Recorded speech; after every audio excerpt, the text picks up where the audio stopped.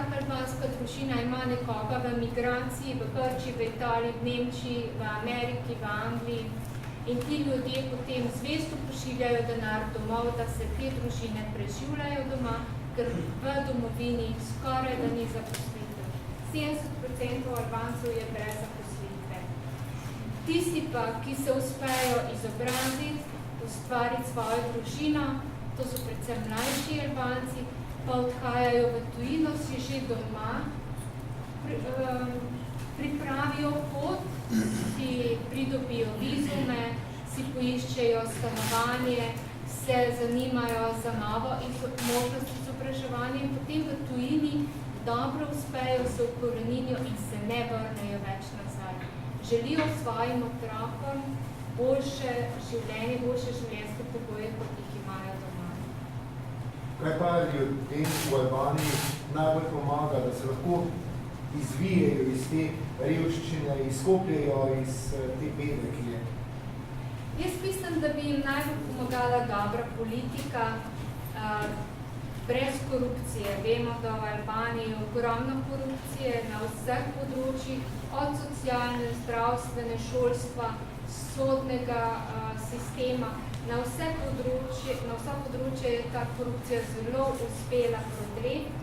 In jaz mislim, da bi albanskemu človeku to zelo pomagalo, da bi bila ena poštena, pametna politika v deželi, potem zdravo sodstvo, da bi uredili socialni zdravstveni sistem in pa seveda, da bi se tudi razvili v gospodarskem smislu, da bi ljudje imeli delovna mesta, ker Albanci so zelo pridni in bi si tako lahko svojo domovino res dobro postavili na noge. Sedaj delujete v Sloveniji. Kako pomagate Albancem v Sloveniji z vašo izkušnjo Albanije preko škofijske Caritas Novo mesto? Kaj potrebujejo? Kakšni so dobri primeri vključevanja Albancev, so naši dobri primeri vključevanja Albancev v družbo v Sloveniji? Kakšen dom je za njih Slovenija? Kaj vam povedo? Tako, no, mogoče najprej to, da jaz sem srečala zelo malo Albancov v Sloveniji. Predvsem so to kosovski Albanci, potem makedonski Albanci, potem nekaj Albancev, ki so v Črni Gori, v Bosni. To so pač ljudje, ki so in imajo korenine v Albaniji ali pa so samo albansko govoreči ljudje. V Sloveniji, ja, nekateri so uspešni, imajo svoje podjetja, manjša, večja. Vemo, da v gostinstvu zelo dobro uspevajo, imajo svoje slaščičarne, manjše lokale, kjer pečejo burek, poznani. Potem preprodajalci sadja, zelenjave, rečemo in šiptari, kar izvira iz besede ščiptar, kar pomeni Albanec. Albanija se po albansko imenuje Ščiperija, kar pomeni dežela sinov orlov. Tako da jih ne omalovažujemo, če rečemo, da so ščiptari, ker to dejansko so. To so njihove korenine, oni so ščiptari, so Albanci. Toliko v prvem delu, hvala lepa sestra. In mi pa bomo nadaljevala kar z Vajedom Kanunom. Slovensko-palestinskih korenin, rojen v Siriji, 30 let pa že živite v Sloveniji. Gospod Vajed, kakšne so vaše korenine? Povejte, kaj v svojem domu. Pozdravljeni vsi. Bil sem zdaj premislil na to besedo dom, ne? Arabci uporabljajo besedo dom za domovino. To ni hiša, to ni stanovanje, to ni družina, ki je okrog tebe, ampak pač prostor, kjer ti živiš, to je domovina za nas. Dom je domovina. V glavnem, jaz sem res smešane družine, izmešane družine, neizmešane družine. Mama je Slovenka, iz Koroške, oče je Palestinc, on je bil prvi arabski študent v Sloveniji, leta 58, ki je preko nevrščenih držav, on je dobil, se sreče štipendijo in je prišel študirati v Sloveniji, ustvaril si je družino slovensko, zaljubila sta se. Ampak moj oče je vedno želel, to še nekaj moram povedati, da je on begunc iz Palestine iz leta 1948, ki je bežal v Sirijo. Takrat je bilo 800,000 beguncov iz Palestine. No in Sirija mu je omogočila, da pride on sem študirati oziroma nevrščenih držav in je želel on to vrniti svoji tisto domovino, ko mu je dala to možnost. Ste se z mamo odločila, da grete nazaj v Sirijo, mama je šla tudi pogledati, moja mama je zelo verna. Da prva je imela premislika, ampak ko je videla Sirijo 64 leta, je bilo všeč. In sta se odločila potem, da grete nazaj s tem, da sta imela 2 otroka tam, tukaj v Sloveniji. Potem smo se še rodili 3 otroci tam, smo bili sami kvantje. In z leti mama se je integrirala tudi v Siriji. Zelo se je mogla potruditi zaradi arabščine, ki je zelo težka. Še težje kot pa slovenščina in edino pozitivno je bilo to, da je imela okrog sebe ljudi, ki so jo razumeli, ki so jo sprejeli, ki so jo omogočili toliko in toliko časa, da se je ona integrirala. Ona se nikoli ni pokrila. Njoj so dovolili to. Oni nekako hodili, evropsko življenje, ki je ona. Ampak dovolili so ji dejansko svoje evropsko življenje v neko muslimansko, arabsko življenje. Potem smo se uredili teh 5 otrok in zame je ta družina, oče in mama, dejansko jaz sem opisal nekako, mi smo kot drevo, imamo korenine povsod. In v Evropi, in v Arabiji. In naša krošnja sedaj, ki sta tako krasno zalivala nas, segam tudi v Arabijo in v Slovenijo. In delamo senco res tam in tukaj. Oba dva sta nam vsem bratom dali vse, kar je dobrega, in arabskega, in evropskega, slovenskega. Mi smo bili tudi zavedeni Slovenci. Že v Siriji, mi smo čutili to pripadnost slovensko in tudi čutili smo palestinsko pripadnost. Oba dva sta nam dajali, srkali smo to dolgo leta, tudi ko smo prišli mi v Slovenijo. Mi smo prišli v Slovenijo, jaz pred 30 leti, 18 let sem bil star, jaz sem se ustrašil tega. Jaz osebno sem se ustrašil to, da pridem v Slovenijo. In sem se mogel kar precej potruditi, čeprav sem znal slovensko in kulturo evropsko-slovensko. Ampak mi je bilo pa vse eno strah. In rabil sem nekaj let, da sem res vzpostavil, ni veliko let, ampak nekaj časa, da sem vzpostavil to ravnotežje med tem, da sem Slovenc in Palestinec. Včasih mi niso sprejeli, da sem Arabc, ker sem padel iz kamele v Sloveniji. Meni je to bilo hudo. Čeprav je moja mama Slovenka. In ko sem spoznal potem to družbo slovensko, potem spoznal sem vse Arabce, ki so tukaj, teh je zelo malo, ni veliko, ampak videl sem, koliko dodano vrednost so dali slovenski družbi. Od zdravnikov, inženirjev, tudi delavcev, nekaj. Dali so tudi dodano vrednost, učili so se lepo slovenščino, znajo vsi lepo slovenščino govoriti. Zato, ker so se potrudili, zato, ker je potem oni so se vsilili v Slovenijo, da so jih sprejeli, ampak so mogli oni res nenehno dokazovati, da smo mi tudi ljudje.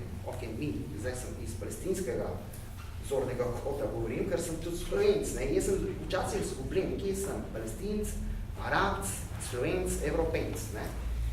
In to kratko. Vael, kaj vas je napotilo v Slovenijo? Zakaj ste zapustili svoje kraje, rodno domovino in kako gledate na dogajanje danes tam? Zdaj, oče kot Palestinc v Siriji, mi smo bili begunci, jaz nisem nikoli imel potnega lista, dokler nisem prišel v Slovenijo. Oziroma imel sem jugoslavskega, ker nisem smel v Siriji upraviti. In v Siriji živeli smo kot begunci. Mi smo bili begunci, dobili smo en dokument, da si živeč, oziroma palestinski živi v Siriji začasno bivanje.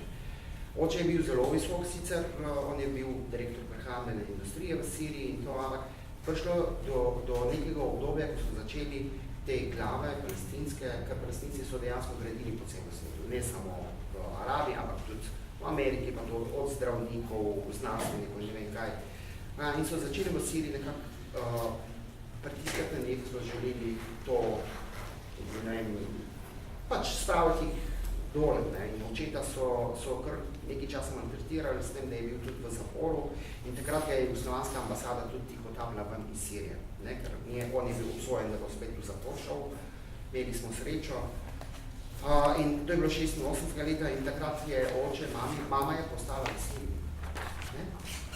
Oče je pobegnil, mama ostala v Siriji in takrat oče, mama sta se odločila lektisko, konča maturo. Sicer že 2 brata sem bil tukaj v Sloveniji, ne? Smo šli, sta pa šla na študij samo in so mislili nazaj, ne? Ampak po se rekli, da zdaj tisto, konča maturo, gre van, gre študirati in gre ostane v Sloveniji. Mi več nimamo, težko bomo spet vzpostavili nek dom, ki bomo rekli, ne? V Sloveniji, ki je nekakva varnost, pa to, kar za nas ni več varnost. In zato smo odhajali posamezno, zaradi tega, mi smo takoj odšli, ker nismo znali pa dobro slovensko, da bi se vključili takoj v gimnazije in kaj, ne. In bi bilo izguba potem 2 leti, 3 leta, dokler mi res ne znamo, se ne bi bilo problema matematika, ampak slovenščina ni taka lahka. Tako smo odhajali, mislim, tako smo prisilili. Od takrat se jaz nisem vrnil. Vaš pogled danes na Sirijo? Sirija je ena žalost, zame je ena taka žalost. Jaz sem se rodil v Siriji in meni je hudo za Sirijo, res je. Zaradi ljudje, ne zaradi politike, jaz sem bom politike ne pogovarjal. Ampak te grozote v Siriji, kar so se dogajale in še en teden nazaj, ko so 200,000 ljudi iz mesta Dera, ki sem jaz živel tam 6 let, na jordansko mejo se je odvrnil. Bežali so od bombardiranja Rusov in sirske vojske. So bežali na jordansko mejo, jordanska meja je izstravljena, tako ona že ima itak že milijon pa pol. Ampak mi je hudo, da Evropejci pravimo, da je to predaleč. To nas ne zanima. So pa tudi ljudje. In to kontradiktnost pri nas, dokler ni pri meni, je še pač se ne bom psevti. Se smo mi tudi Evropejci krivi za to, kar imajo oni tudi. S tem, da jim prodajamo orožje. Zato, ko postavljamo mi diktatorje. V vseh arabskih državah so diktatorje, ko so prišli zaradi Američanov in Evropejcev. In napustijo razvoj. Ljudje rabijo pač, da jim pustimo, ne živijo. Ne? Mi tega tudi ne dovolimo. Dejansko ne. Vse mene nič ne gre, pa vi. Mene vse jaz nič ne delam. Ja, politika, evropska, jaz ne govorimo o normalnih ljudeh. Politika, ki narekuje življenje v Arabiji. Dejansko. Od kolonizacije do danes. Še 2 kratki vprašanji. Najprej, kakšen dom je za vas Slovenija? Slovenija? Zame je Slovenija najlepša država v Evropi. Jaz delam tudi kot turistični vodič. In veliko potujem po Evropi. In vam povem, pa ne zato, ker sem Slovenc, ne? Ampak resnično, najlepša država, najlepša klimo imamo, prijazni ljudje in počutim se sprejet. Ne samo jaz, ampak vsi. In najbolj čista. Torej, kaj je najbolj, tako da si zaslužijo?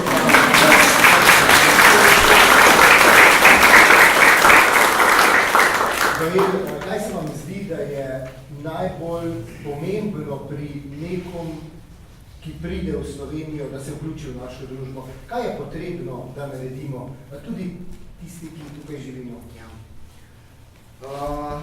S tem se jaz ukvarjam, to je integracija, se temu reče. Ne? In zelo pomembno je to, da pristopimo z integracijo s prvim dnem, ko oni pridejo sem, ko dobijo mednarodno zaščito in začnejo zaživeti v Sloveniji. In prva stvar je to, da so sprejeti, ne, varnost in da začnejo se potem učiti slovenščine. Ampak če on ni sprejet in nima varnosti v tej državi, v katerikoli evropski državi, ne, on se bo zelo težko integriral. Ne? Slovenščina je težka. Slovenščina ni projekt eno leto, da se bo on naučil slovensko. To je projekt 3-4 leta, da se on nauči. Otroci se hitrejš naučijo in imamo že, jaz imam prakso, sem jaz z ženo tudi delam z integracijo, učimo jih slovenščine, pridejo k nam na dom ti otroci, ne z vsemi, ki je velik, ne, ampak velik napredek je, ker delamo z njim, šola ni dovolj. Zakaj starši ne pomagajo? Zato, ker ne znajo slovensko. Oni težko pomagajo te stvari, zato moramo biti mi. To so kulturni mediatorji. Ne? Veliko se zdaj govori o kulturnih mediatorjih. Ja, kulturni mediatorji so ljudje, ki poznajo to kulturo in to kulturo, obe kulturi. Ne? Ker moramo izhajati iz kulture mi in pridemo bolj do tega, da se oni res lepo integrirajo v svet. Da jim pokažemo, kaj je lepo slovensko, evropsko in da nam oni pokažejo, sicer jaz vem, kaj je lepo tudi pri Arabcih. Ni vse pri Arabcih lepo, kakor ni vse pri Slovencih lepo. Ne? Mi moramo te stvari dati v eno torbo in dati temu otroku oziroma temu človeku dokumentarno zaščito. Edino takole bomo dosegli tega svožitja na sami. Oni so pripravljeni, če ne čutijo neko minimalno sprejetost, jaz bi težko živel. Ne, jaz sem imel srečo, da sem imel sorodnike tukaj. Jaz sem hitro začutil pri njih nesprejetost. Vse sem bolj v Slovencih absolutno bolj začutil, ne, ko sem začel lepo slovensko govorce in to. Še eno stvar bi jaz poudaril, prva 3 leta, ali pa tam neka 3-4 leta, ne, da se oni osredotočijo na to učenje slovenščine. Kulturno se nekako ulivati noter, ne, se spremenijo, ampak da se ulivati, ne. Morajo biti tudi finančno nekako neodvisni, oziroma vsaj tiste osnovne stvari, da jih imamo osnovne stvari, potem šele lahko začnemo zahtevati od njih, ok, dali smo ti zdaj temelje, ne, zdaj pa pokaži, kaj znaš, oziroma zdaj pa ti daj nam dodano vrednost v tej družbi. Ne? In takemu človeku, ker res nekaj časa mu omogočiš, da se razvija tukaj, ne, tudi psihične, fizične travme malo iz teh držav, katerih je prišel iz vojne in te stvari, ne, zato rabi tudi nekaj časa in pride v to slovenščino, kulturno in potem lahko on da dodano vrednost. Ampak če ne na teh 3 let, 4 let, ne, skozi pod pritiskom družbe tukaj, ja, ti si ne vem kaj, ti si boš meni požolo, pa to, ja, pa ne bo mogel on se nekako ustaliti oziroma da bi se razvijal in kaj dodamo vrednost na. To je iz lastnih izkušenj, povem, ne samo mojih, tudi drugih, ko so sami Arabci prišli tudi v Slovenijo.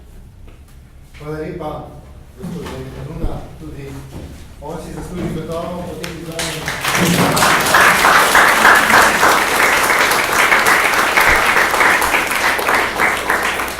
Mi pa sedaj nadaljujemo z gospod Irmo Šinkovec, sodelavko sektorja za razvojno sodelovanje in humanitarno pomoč na Ministrstvo za zunanje zadeve.